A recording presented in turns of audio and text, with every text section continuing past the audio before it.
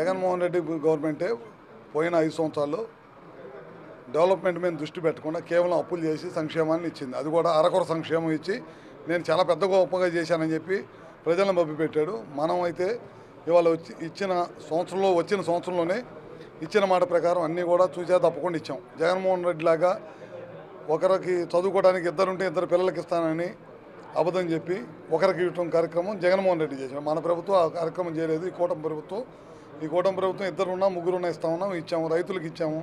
RTC చెప్పిన దానిలాగా ఆర్టీసీలో మహిళలకు ఉచిత ప్రయాణం, అన్నా క్యాంటీన్లు మూసేసిన అన్నా క్యాంటీన్లు ఇచ్చేయడం కానీ, రైతులకు ఇవ్వటం కానీ, పెన్షన్లు దేశంలో ఎక్కడ లేనంత డబ్బుని పెన్షన్ల మీద ఖర్చు పెడతా ఉన్నాం. 33,000 కోట్ల రూపాయలు పెన్షన్ల మీద ఖర్చు పెడతాం. 64 లక్షల పెన్షన్లు ఇస్తున్నాం. మొన్న ఈ మధ్య 1,10,000 పెన్షన్లు ఇచ్చాం. ఇట్లా అన్నీ కూడా చేస్తున్నాం. ఈ మధ్య అర్హత లేని వాళ్ళకి పెన్షన్లు వస్తున్నాయని కంప్లైంట్లు వస్తే దాని మీద సర్వే చేయమన్నాం. దాన్ని కూడా చెడు ప్రచారం చేసే కార్యక్రమం వైఎస్ఆర్ పార్టీ చేస్తుంది. మేము అర్హులైన వాళ్ళకి పెన్షన్లు ఇవ్వాలి అనేదే ఈ ప్రభుత్వ లక్ష్యం.